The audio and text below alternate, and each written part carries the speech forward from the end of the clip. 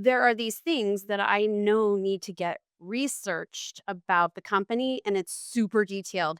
So research, then align.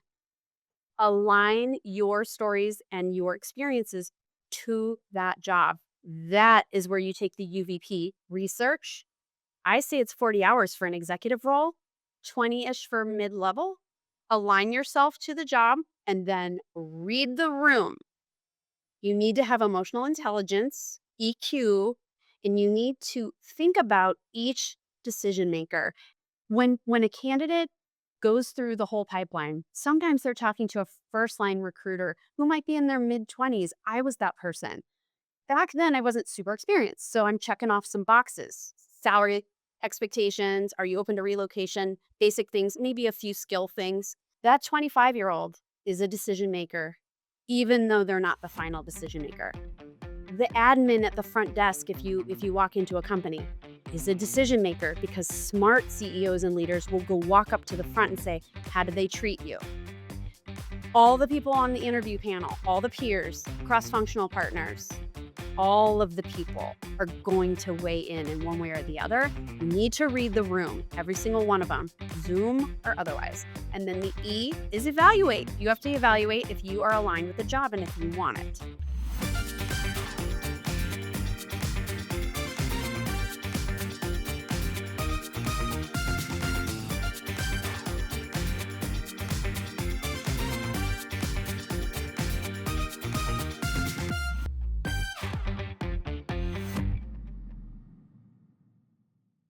Hi, I'm Denise Chaffin, and I am your podcast host for Talking TA. And today I am just honored to have with me Gina Riley, who is referred to me by Meredith Leach, who we spoke with a couple weeks ago. And Gina is her company is Gina Riley Consulting, and she is a career transition coach and also the author of a new book that has just come out called Qualified Isn't Enough. So Gina, I'm going to let you introduce yourself, give us a little bit of background on your career, and then also talk a little bit about the first few phases of the book and your career velocity 9-step program. You got it. Quick highlights reel. Early career was in corporate. I worked 10 years at Intel Corporation in Oregon in the 90s, kind of in the heyday. And I started off in what was called staffing and then recruitment, right? We called it staffing back in the day. So I was on the hiring ramp for the Pentium processor, hiring hundreds of graduates.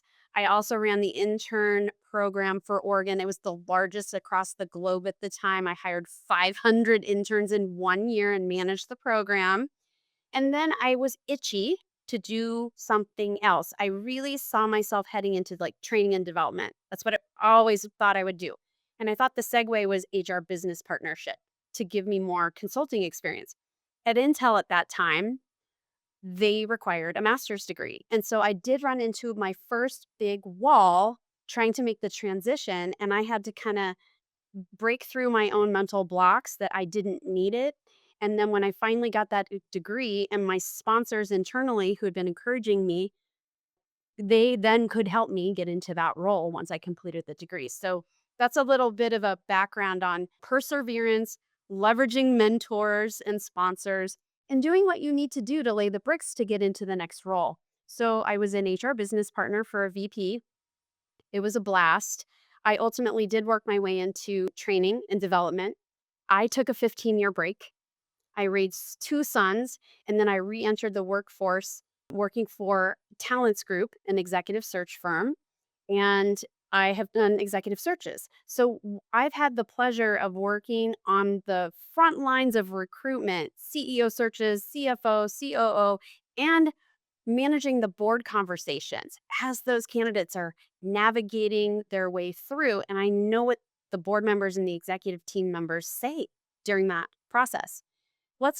We'll go to the end goal here, which is I started my own company, Gina Riley Consulting. I created a career coaching model called Career Velocity. And the reason I created it is because when I have observed people interviewing for these jobs, they're having a hard time telling their stories. They ramble when they answer, tell me about yourself.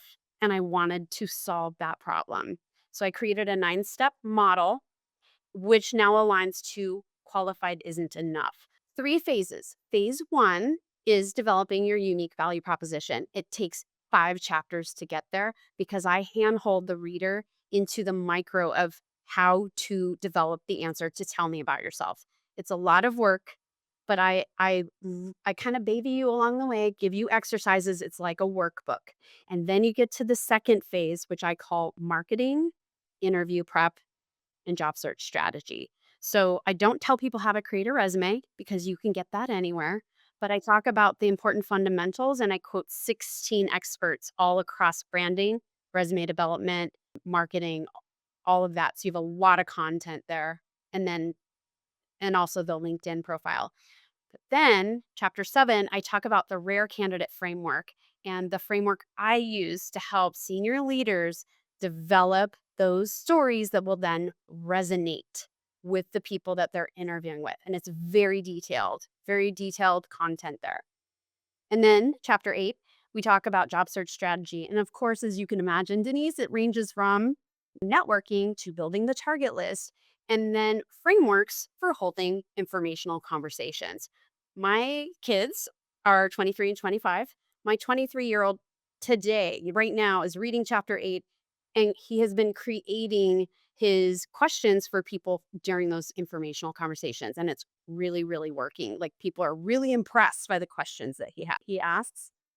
And then phase 3 is thought leadership. And the reason why I added thought leadership to the 9-step model is because for those who are navigating job search, I imagine you might be feeling pretty stuck right now and it's overwhelming. And one thing you never ever want to do is when you land again is to forget about what you need to be doing to get found in the future. Often say, don't wait to get plucked out of obscurity. You need to step out and shine. And the way to do that is by generating conversations and being known for something. I'm going to kick it back to you, Denise. How is that for highlights reel? I love that. Oh my gosh, I'm thinking, okay, I want to address that. I want to address that. So the first thing that comes to mind is your son and the fact that he is creating questions for interviews or meeting with people that he could potentially interview with. The questions that we create and ask during the interview are as important as the answers that we give to the interviewers because people will often say, "Do you have any questions?" And we need to have questions. Yeah, because it's going to demonstrate how much homework you've done on the company you're interviewing with, the role that you're interviewing for, the team that you're interviewing with, correct? So I love the fact that your son, you've trained him to create some interview questions because it's an interview should be a back and forth conversation and not an interrogation, right? And oftentimes, if especially if we haven't interviewed in a while, and we go for an interview and we're nervous and whatnot, we tend to forget that. We tend to think of this interrogation style conversation that we're going to have. Firing squad. Yeah. That's right. So if you have created questions, I think I know myself, like if I'm like this morning, I was meeting with a new client. I had my list of questions. So I felt a little more empowered to even have the conversation with this client, knowing that my questions and the answers that he gave me were as important as the questions he was going to ask me and the answers I was going to give him back. So I love that part of it. And the thought leadership piece of it is huge right now because we have so many executives who are well, looking for new opportunities. I myself personally have 5 active executives who are looking for new positions. And so coaching them, I love this for your book. Coaching them and being able to refer them to your book right now is gonna be really important. Oh, yeah. The talents group team that I'm affiliated with is very excited to be able to point people there because as a recruiter, that you run into times you cannot give people feedback because it's not appropriate for whatever reason. And that's what people crave, especially when they're coming in number 2 and 3, etc. But a lot of times we recruiters aren't able to do that for legal reasons. There's a lot of reasons. So my team is looking forward to being able to say, go read chapter 1 or Yeah, yeah, yeah. you know, there's because I talk about executive presence as well, professional presence, how we show up, how we speak, how we communicate, how we behave. All of those things affect the final result that we're getting. Yes, in fact, we were talking I was having a conversation earlier this week about eye contact and how we've kind of gotten away from eye contact with texting and emailing. And how important eye contact is, especially let's say that you've been working from home for the last 5 years and you haven't had to go look for a new position. And now all of a sudden you're in front of a talent acquisition team, and that talent acquisition team hasn't met you before, and you're not looking at them. You're not having eye to eye contact. It's going to affect that interview. Just Oh, little yeah. things like that, right? That's actually not little. It's like a defining moment in my mind's eye. If I was on an interview panel and I had a candidate not looking me in the eye, that would be concerning. Although you and I are also hyper aware that there are learning differences and so on that could affect that. So I want to acknowledge that. But by and large, we are looking for that heart to heart communication, and part of it is facing people. Facing people, yep. Eye contact, like you said, the way you communicate, handshakes. Do you have a what would we call a wet noodle handshake, or do you have a firm handshake? Because those things still matter. You mentioned something a while ago, the rare candidate framework. What decides or determines, I should say, a rare candidate? Yes. So it's my framework for preparing for the interviews. So the R stands for research.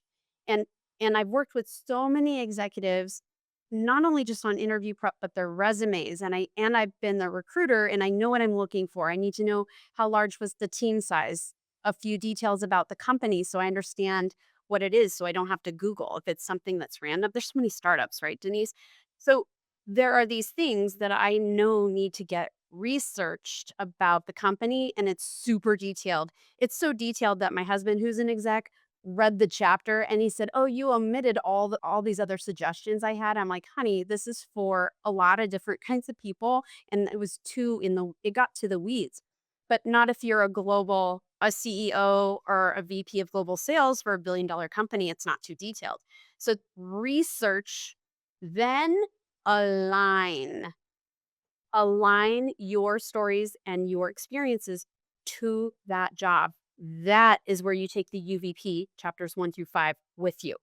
Okay? So research, I say it's 40 hours for an executive role, 20-ish for mid-level. Align your align yourself to the job. My husband holds up for days when he has interviewed for a CEO type job or something. Okay, so research, align, and then read the room. You need to have emotional intelligence, EQ, and you need to think about each decision maker. And I bet you'll totally get this, Denise.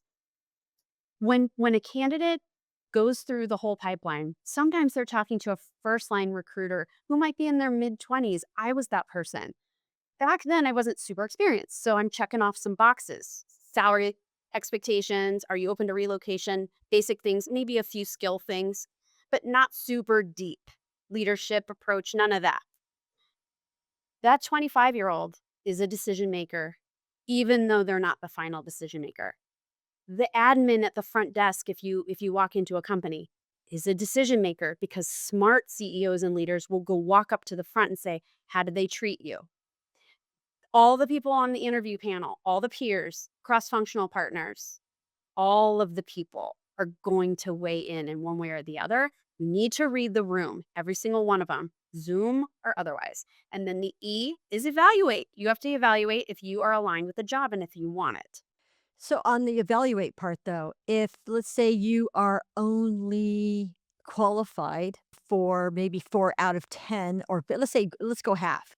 5 out of 10 of the qualifications they're looking for, but you really want this position and you see yourself being able to work into those other 5 skills they're looking for. How would you and I say this because there are so many leaders out there looking for opportunities right now. Mhm.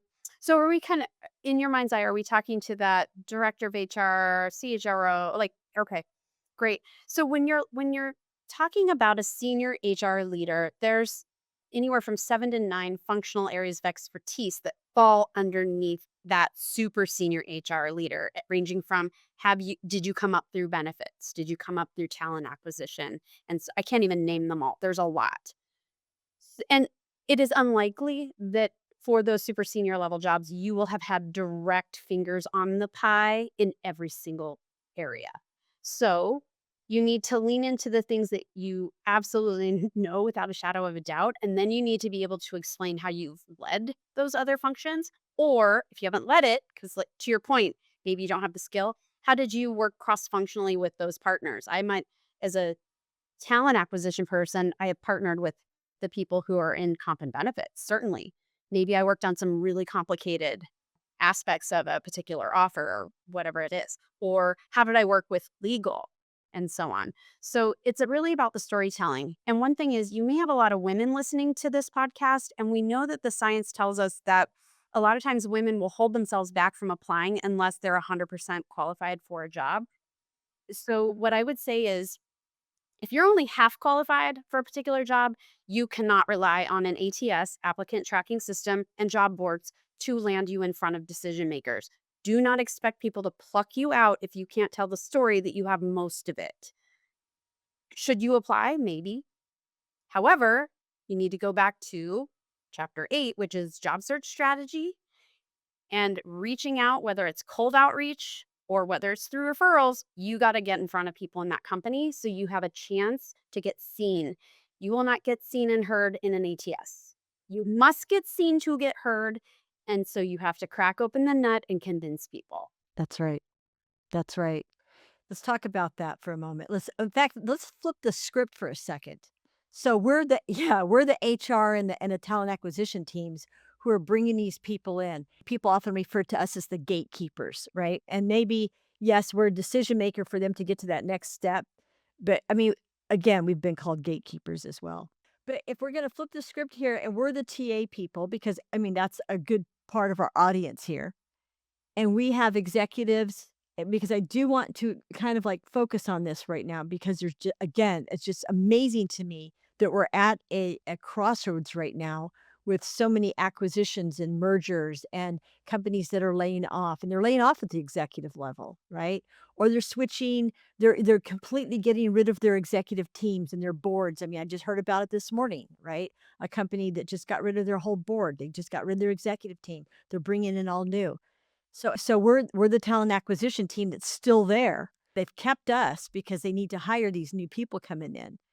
You know, where do we fit in? Where's our intersection on this with the leadership, the thought leadership, and the interviews and the preparation? We need to do that as well because these people are going to be asking us questions that we're not prepared for. So let's kind of talk about that for a moment. I don't distinguish a person applying for a TA role, CHRO role, any different than I would the senior director that I had in engineering from Google who has a PhD. The framework to do your interview prep is solid. You need to do research on the company and you need to be, I call it being the smartest person in the room, humbly the smartest person in the room because you have gone in doing so much research that you've analyzed things 6 ways from Sunday. These senior HR roles, you're a business partner.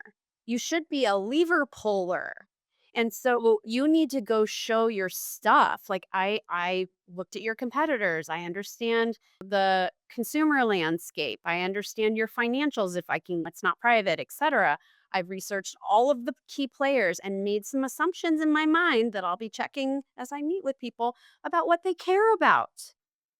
And that's the EQ and that's the read the room part of the process. I think it is important though as talent acquisition practitioners, and you just brought this up, we need to be as knowledgeable and the smart person in the room to answer questions that are coming and it doesn't matter who's asking them. I mean, somebody who's coming in as an admin, maybe an executive admin for a leader, or maybe someone who's coming in as an engineer, they come in with a lot of really great questions. And as talent acquisition practitioners, we need to be prepared to answer those questions and not defer to somebody else to answer the questions. You don't have a choice when you're interviewing. Right, we're gonna be the subject matter expert, right, in our own field, we need to be as knowledgeable about the company that we're working for as the people who have done the research coming in to interview for the company. Absolutely, but you made me think of something that I just wanna give it a twist. So, the engineering partner comes in to be a part of an interview process before I get my job. What I wanna say is most people across all of the companies everywhere are generally not taught how to craft effective questions to assess skills. So, that is why I want our audience here to be that smartest person in the room where you're kind of thinking in advance what keeps those people up at night because you're the business solution problem solver that they need. You have to position yourself as that sharp tool. And so if they, let's say Joe engineer or Jeanette engineer comes in and has generic off the shelf questions such as tell me about a time when you failed, which is a BS interview question in my opinion because it's not skill based. But you get this engineer who's never been trained on that or anyone else for that matter. I worked with global sales CEOs who global sales VPs who are like, I just use my gut. My whole career it works great. When you get into that situation, you're in the danger zone because they're looking for likability instead of actually assessing your skills. You go in having done your research, then you can kind of lob in gently. Tell me more about like your hiring needs over the next 3 to 6 months. What does the ramp look like? What is your process for vetting people? What's your preferred relationship with your TA? How do you like to work with people? Those are smart questions that you ask back, and now you're talking about what they need to know about you. Sure. Yeah, I love it. One thing that you brought up in your book that I love is well, there was a few little nuggets in here. One of them is though on the LinkedIn profiles. Somebody, a leader comes in and they have just been hired by a company as an executive.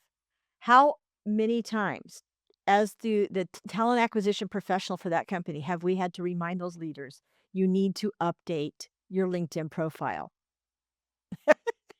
All the time.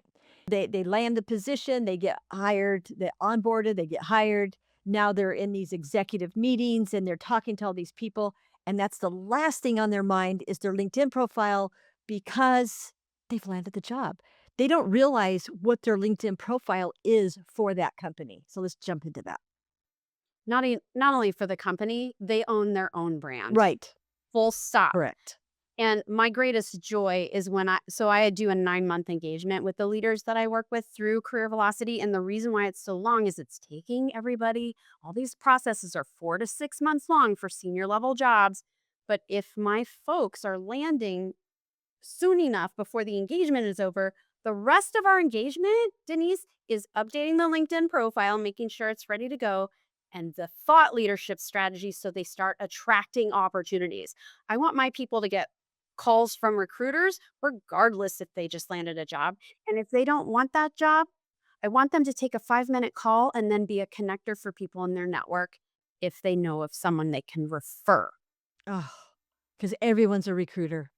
I've always said that. We're all recruiters. If you sit in the middle of an ecosystem and you're a connector, now you're being helpful to the people in your network. So, this is your free marketing storefront window. Use LinkedIn as a tool. I love this. I had an executive, in fact, oh gosh, it's probably been 6 months ago, who had not updated his LinkedIn profile, and he was hiring. And I said, "People are trying to find you on LinkedIn."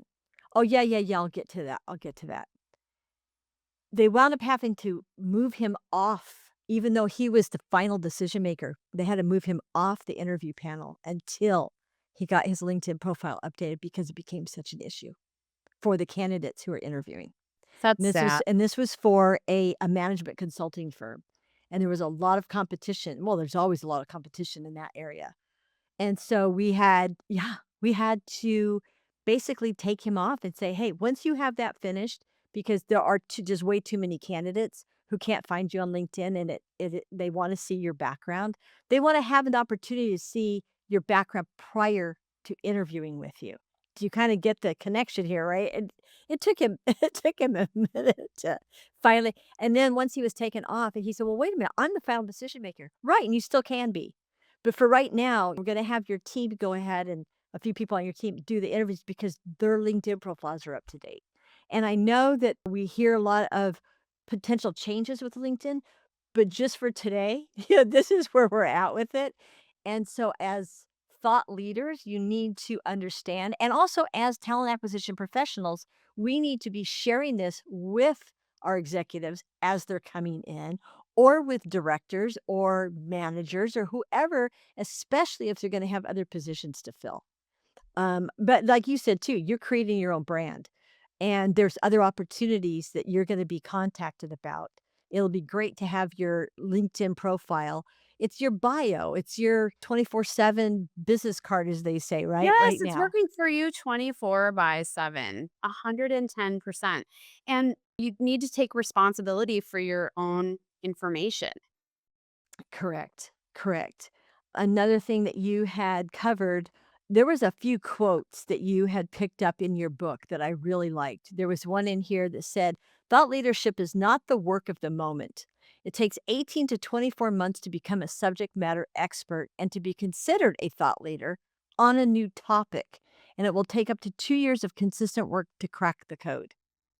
Yes, that's by Lee Caraher, who owns a communications firm in San Francisco. She has a podcast, and on her podcast, I think it's Everything Speaks.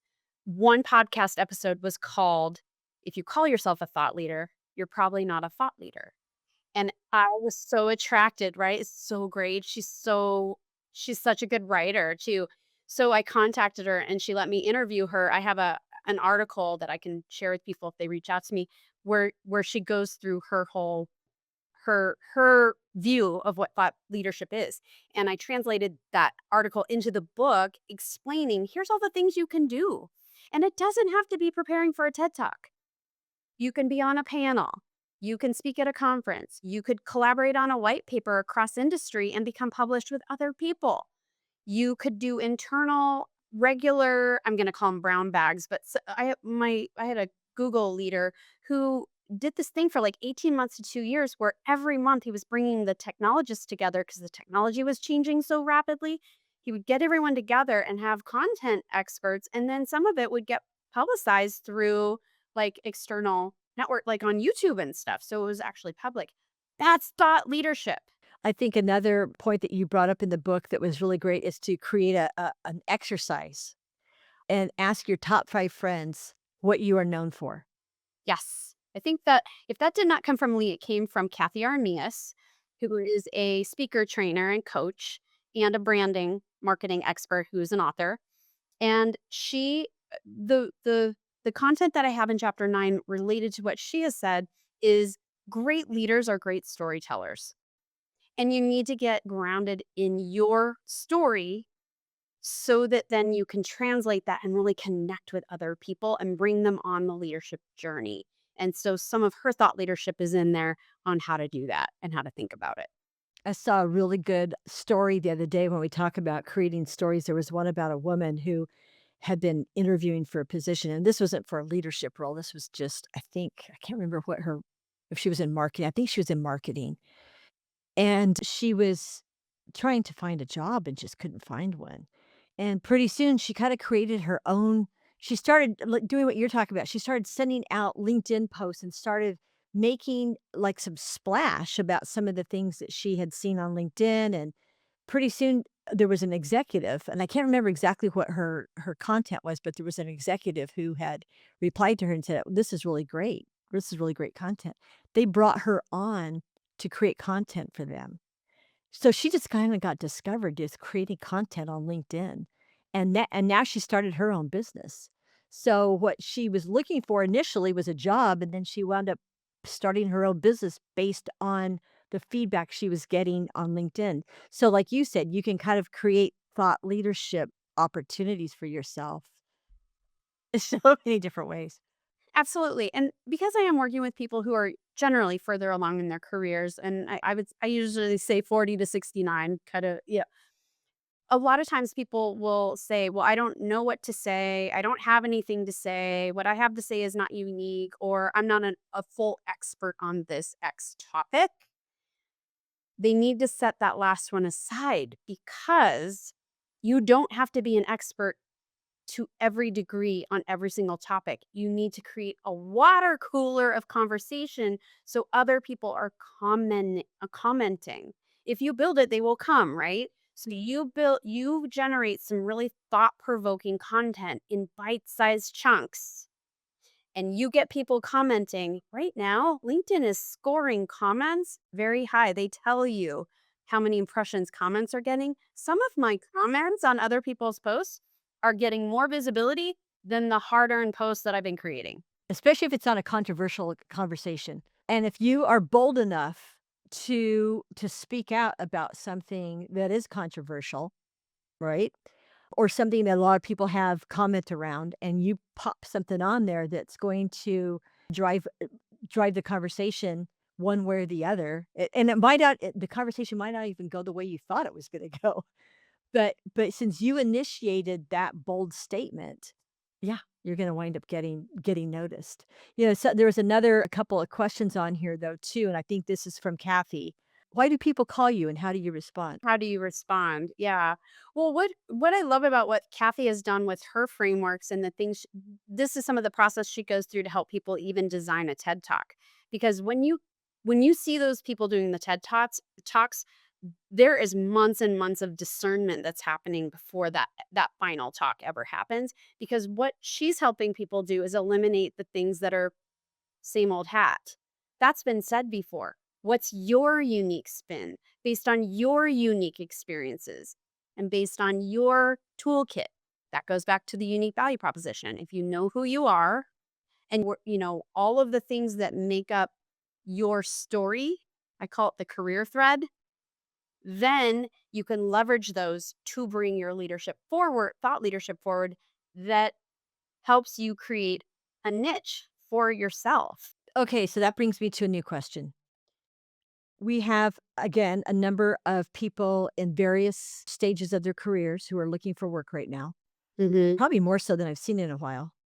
And one of the biggest questions that I'm asked on a regular basis is, how do I align my skills from XYZ industry to a new industry?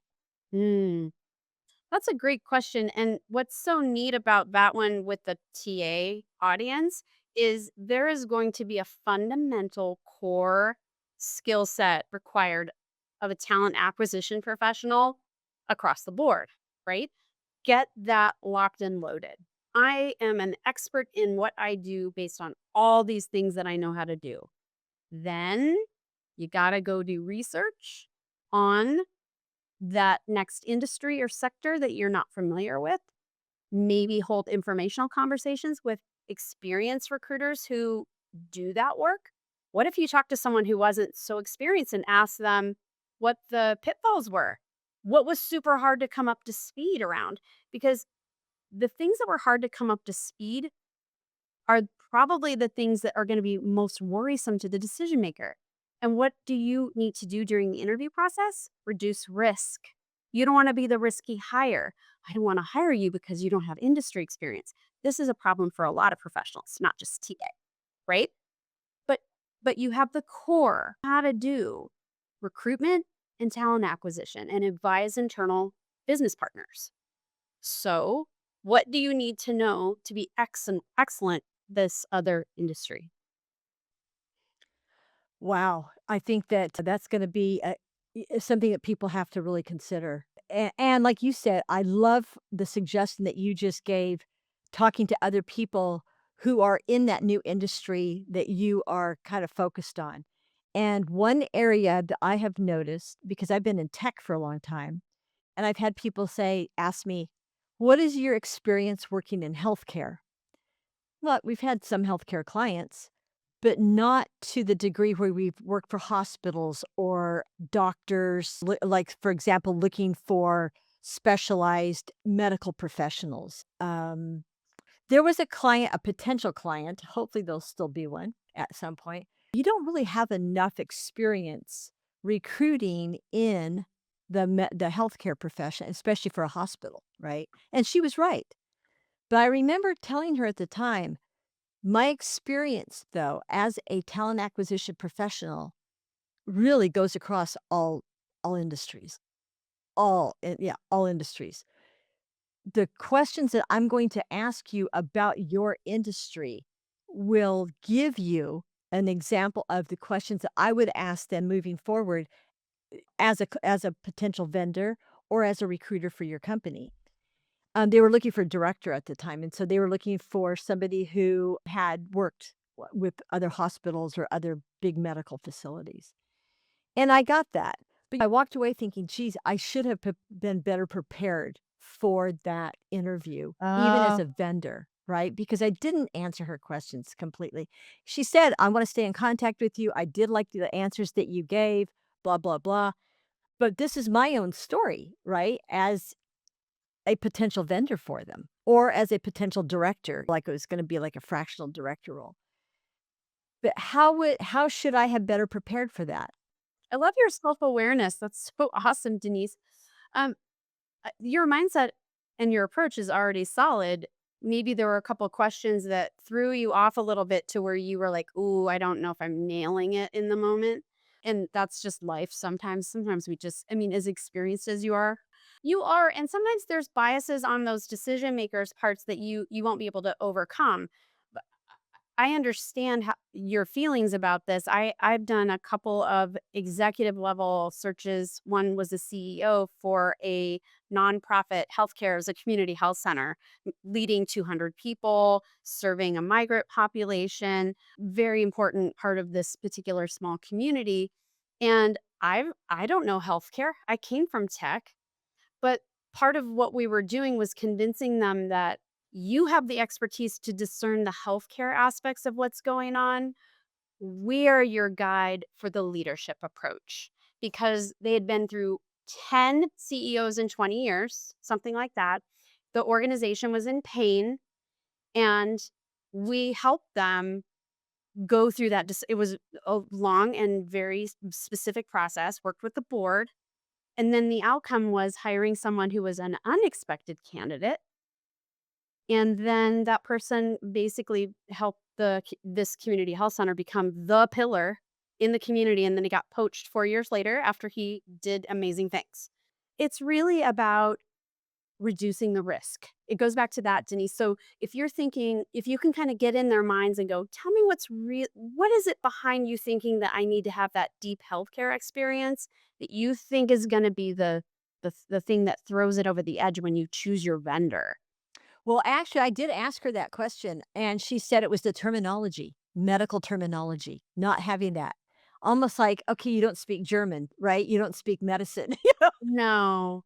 Yeah. I think you and I can completely agree that we don't agree with that. And I didn't agree with it. And I was a little surprised at her response. Yeah, it's just someone who doesn't, they don't know. They just don't know. So it's interesting that a company, any company, would without going through a little bit deeper conversation or additional interviews would kind of, I guess, disqualify you based on that. Because honestly, for the tech community that we've been supporting, I always have said, I'm not an engineer. When people say, well, why the semiconductor industry? I said, well, because I worked in the semiconductor industry. So it kind of picked me later on versus me picking that industry just because I knew people and people knew what my skills were, right, in that particular industry. So to transfer those skills though to a different industry, I guess I need to have, or any of us need to understand what maybe some of that framework, like you said, the framework is going to be going into an interview. But on the other end, for those who are in talent acquisition practitioner roles now, look at the person's background, how ask them questions about how they got into the different maybe industries they've been supporting, because none of us are doctors for for healthcare or engineers. I mean, so there are some engineers who become Sure. It's talent rarer. acquisition, Yeah. right? But for the most part, most TA practitioners don't start out as engineers or as technical people. Yet we get into those roles. So when we're trying to make a transition into another industry, whether it be finance or healthcare or government, there's so many. Mhm. You have to study it. I mean, you're not gonna be effective just saying, "I can do it because 'cause I've done talent acquisition." If you haven't done finance, you need to go study it. You have to be a student and be genuinely curious. But back to what you were saying, yes, it's the what are your frameworks and what is your approach? And where does the approach language come from? Developing your unique value proposition. What are your natural talents and strengths? What do you value? What is your career thread? All of that is what is foundational before you have these conversations. You mentioned the ATS a while ago as well, and how the ATS is not well, at the beginning of our conversation, and how the ATS is not going to be that modality, if you would, that's going to take us to the next level of an interview, and that we need to be contacting other people in different organizations. Let's talk about that for a minute because and putting the talent acquisition practitioners kind of on a back burner for a second. You nailed it. You said pretty much what I would say. So I'm just thinking what I would emphasize. One, the first thing I tell my clients is um, applying through job boards should be a very small percentage of your time, like 5% or less. Right? So if you bother to take your time to do that and it can take half hour to 2 hours depending on whatever it is you're applying for. If you're even bothering to do that, you should be finishing the application and immediately looking for decision makers. And when I say decision makers, people that can refer you to get you in front of people to have the right conversation. Generally, I'm talking about the talent acquisition pro who's leading or managing the search, or work your way up, head of TA, or work your way up if it's a small company, could be head of HR. Use your brain, like kind of, map it out. And then exactly what you said is, and so that's for the TA people, but I serve people across all different functions. So if it's a director of engineering, I'm like, well, who would hire you? Oh, the chief technical officer. Cool. That's who you're reaching out to. I was interviewing or I was working with a client who they were like, oh, I think the hiring manager in this case would be the CEO. You don't want me to reach out to the CEO, do you? And I said, yes, I do. If you don't get seen, you're not going to get heard, and you cannot count on the ATS to where you get plucked out amongst however many other people who are qualified or not in that congested system. You can't leave it to chance if you're really interested. So it makes my skin crawl when well, anybody, but my clients especially, because I preach, I applied to this job. I'm like, how long ago? 3 weeks ago. I'm like, well, that ship has probably sailed. Like that's a long time ago. I want you contacting people within a few days. And if it happens to be a Friday, I would wait until Monday morning at 8. And that's another thing that drives me bananas is when my clients say, "Oh, yeah, I sent a follow-up, and it was, like, 3 o'clock or something on a Friday." I'm having this conversation with my kid. We're on the West Coast. He's applying to jobs in Montreal, Canada. It's gonna be a really tough navigation for a new grad because he's American, he's Canadian, visa, blah, blah, whatever. They're 3 hours in advance, so he's smart enough to like, he's gaming it out, like, "Okay, if I send something even at 1 o'clock on my Monday, it might fall off their inbox by the end of their workday." So he needs to set an alarm and set something where it's popping up before noon. You gotta use psychology here. Correct. I've always said the best day to contact people and get a good response is Thursdays. I don't know why, but for some reason, yeah, people are less likely to respond after 12 noon on Friday. Forget it. Right. Don't do that. You're not why they're not getting back to me? I'm like, "'Cause they went to their kid's soccer game." I don't know. And then it fell out because 'cause they're busy. And then Monday mornings, they're catching up from the week before. So I would not personally contact somebody until maybe Tuesday afternoon, Wednesday morning. And then because by that time they've kind of caught up on their work. But again, I mean, there is just this prime time on Thursdays that people are kind of starting to wrap up a little bit. They've caught up. They might be leaving early for the weekend. People are just more responsive. I have just noticed that over the years on Thursdays. I'm giving away a secret, people. Take advantage of it. I love it. My secret is do not do it after noon on Friday. That That's is right. Yeah. crazy town. Don't be contacting people because they're not going to probably respond, number 1, or if they do, it's gonna be a quick note, "Catch me next week," that type of thing. So, mhm, got it. Let's talk about audiences a bit more because you have a section on audiences that for leaders that was just really great in your book.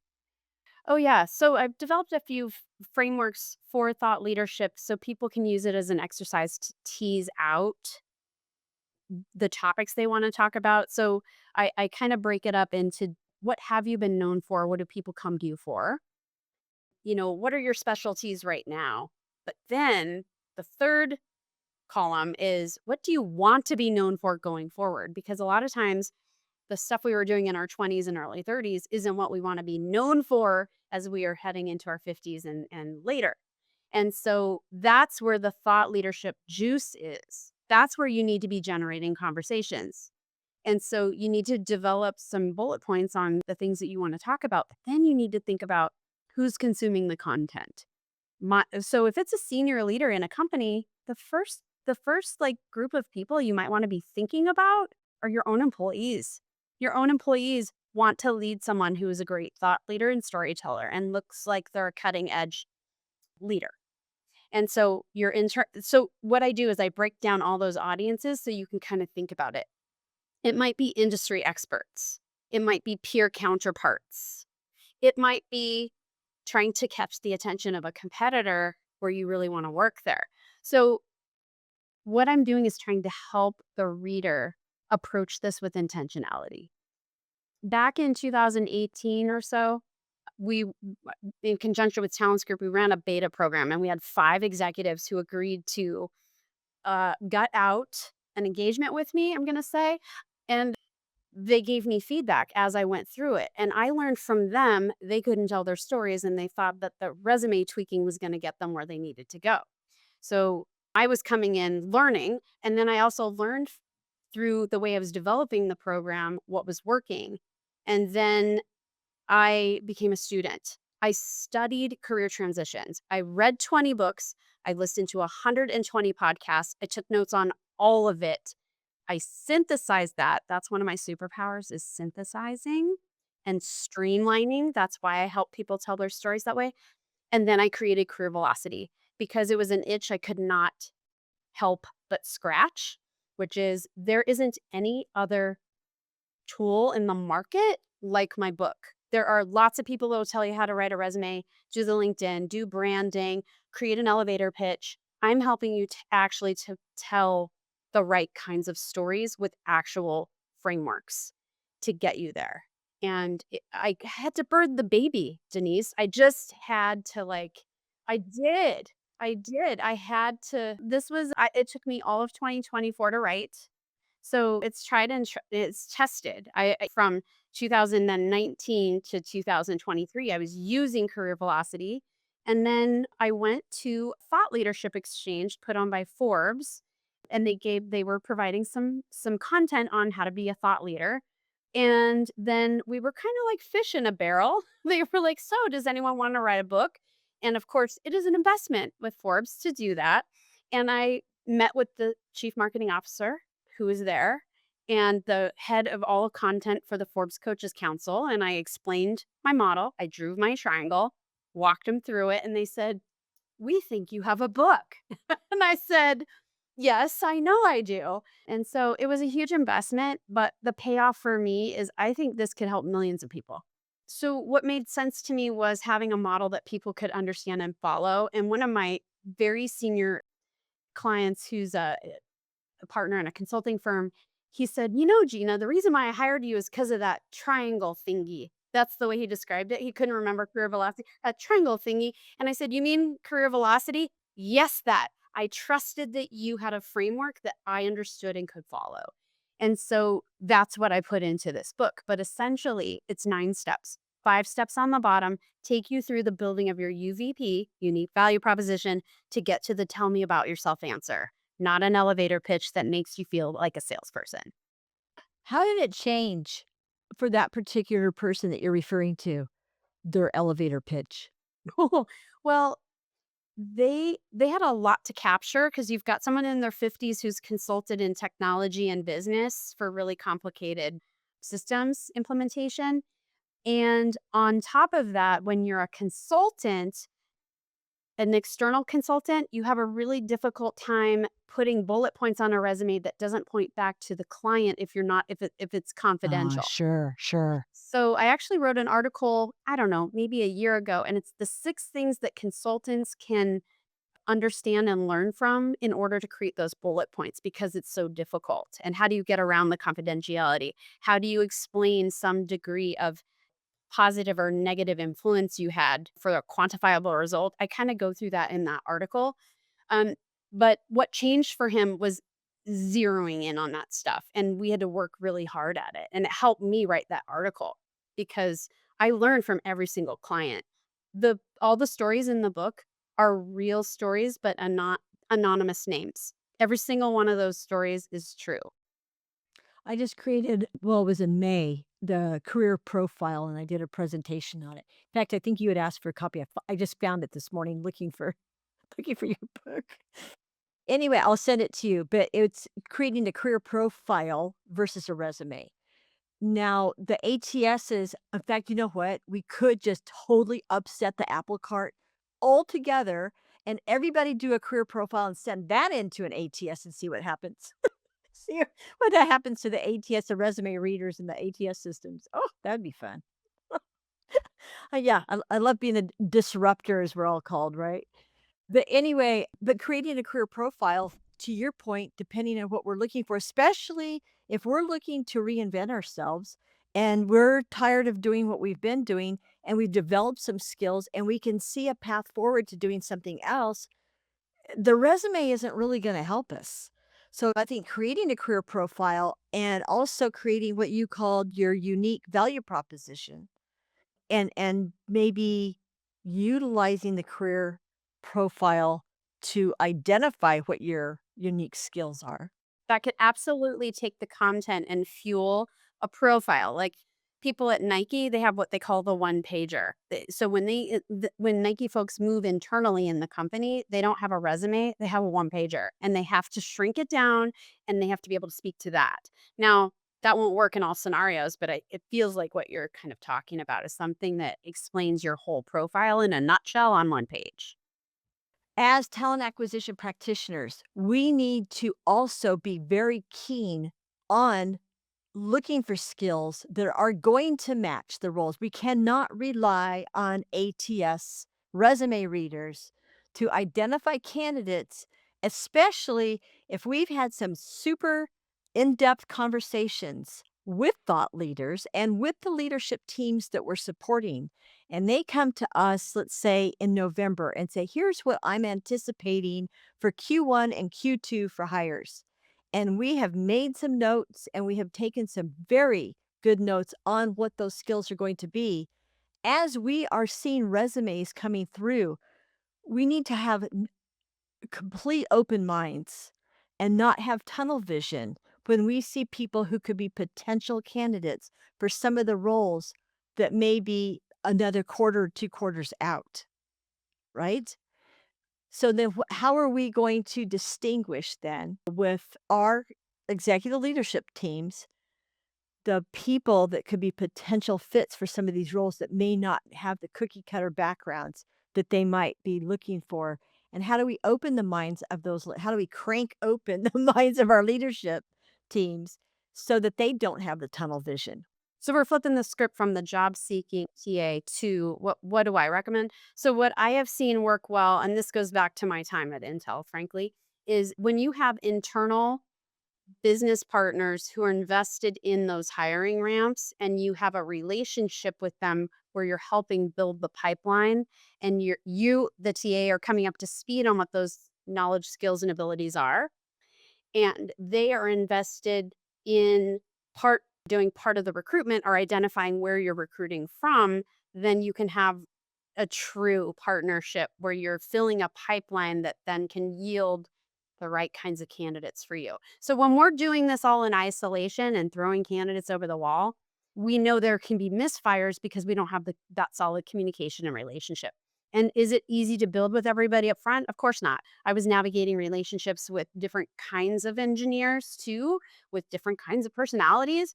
But ultimately, to be successful at my job and to be really helpful to the company, it was reliant upon my ability to create the relationship and be curious about what they needed so that I could be helpful and bring processes that made their lives better. Oh, there you go. People at the workforce planning sessions. Yeah, I mean, Typically speaking, talent acquisition hasn't been part of those conversations. right. So if I was speaking to the TA leader, of course, there's got to be a seat at the table. And sometimes, even in HR, period, we don't have a seat at the table, just depending on the company and the culture and what have you. So I'm not disputing that with you. Of course, the people leader needs to be a part of that conversation. And I certainly was all the way down to a group level with my relationship with a VP when they had to maybe redeploy people, lay them off, or ramp up in a certain area. That's part of the job is as an HR business partner, you're helping them anticipate and then you're pulling in your TA because I wasn't TA, I was their, you know, business partner. So, and then maybe we need the comp and benefits person. Maybe we need the legal person. So, depending on what hat you wear, you have multiple collaborative partners to get your work done, which also plays to your toolkit. What kind of collaborator are you? What kind of influencer are you? When you look at chapter 2 of my book, I help you tease out the words around your leadership approach. Oh, perfect. Because we need that. There's a lot of people as well as the executives that are open for new opportunities. Um, I think I've never in my career seen as many HR people who are also looking for either full-time roles or now you hear a lot of opportunities for fractional. We have this kind of transition that's going on, but we really do need to have, I think, a stronger be stronger participants in discussions about workforce planning because honestly, people in talent acquisition have a lot to say about it and actually have a lot of experience with workforce planning because we're the people on the front lines talking to the candidates that are going to be hired or not hired. I'm going to imagine that all of your audience members are saying, heck yeah and hallelujah. And you're preaching to the choir, right? But at the same time, we need to also, I think, read your book so that we understand what some of the new frameworks are going to be. So that we are, like you said earlier, we need to educate ourselves not just on different industries, but how our own industry is changing and how we're going to adapt to people coming in. We need to understand what the framework is going to be because everything is changing now. I mean, it's it's like somebody has kicked over the anthill, really. And all the little ants are scurrying. They're not just running in a straight line anymore, don't you think? Doesn't it feel that way? Oh yeah. It's there's a lot for job seekers to navigate today. There is, and there's a lot for the people who are hiring job seekers to navigate. There's a lot of coaching that needs to be happening right now, and I love your book. I think it's amazing. I think that your framework, your 9-step career velocity, right? Yep. A career velocity is gonna be hugely helpful to people on both sides, because I think that the talent acquisition population needs to understand that these frameworks are people are gonna utilize them, and we need to help them utilize them by adapting to these new frameworks as they're coming in. Yeah. Thank you. Of course, and so Gina, how can people find you? Oh, goodness. Okay, we'll start with my consulting website, GinaRileyConsulting.com, where I have all the suite of things on there. The new website just went live the day before the book launch, so that was this week. It was a nail biter. I have a couple I have more than my coaching program. There's some micro programs, some downloadable programs and such. But I also love when people connect with me on LinkedIn and they send me a connection request letting me know they heard me here with you, Denise. Always do a personalized connection request because there's so many sales pitches today. We all should be questioning what's coming in, and I do. I look at every single profile. I go all the way down to the recommendations before I decide to click yes. So do that. Always do that. I love it. That's great. Gina, thank you so much. And again, the title of your book is called Qualified Isn't Enough. Yes, you can find that on Amazon. I would love reviews. I am a little first time author, so So be reviews are gentle. reviews are good. Be gentle on me. Well, not only that, but as people are using your book to kind of create their unique value proposition and to develop their own framework, they should be reporting back to you to tell you how it's working. I would love that. My current clients have it. There's lots of people in my network that have it, and even my kids, they're 23, 25. Their friends have it, and they're emailing me their UMAP, which is from chapter 1. They're having little coaching conversations with them, and they're preparing for their interviews and their job search strategy using the book. So even if you're 23, you can use it. Oh my gosh, or 18. Now they're taking it to the high school level. I mean, they have. I think that there are high schools now that are prepping kids. I mean, because they're offering college courses. So they're kind of prepping kids for college. So this would be something that would be, I think, a great add on. But So thanks, Denise. well, thank you, Gina. It's so nice to meet you, to get your book. And I will be sharing it with my executives and the people that come to me who are open to new opportunities right now. Because, again, there's just a lot out there. So this is a great time for your book to come out. Yeah, I had my big book launch party with the Intel Alumni Network. They were very kind to host a launch event, and that will be on YouTube actually in the next day or so. So people can Oh, actually go perfect. see the launch where we talk about the entire book. Perfect. That's great. Thank you so much, and I hope that everybody will see it, and I hope everybody will buy your book. Thank you. Thank you. Thank you.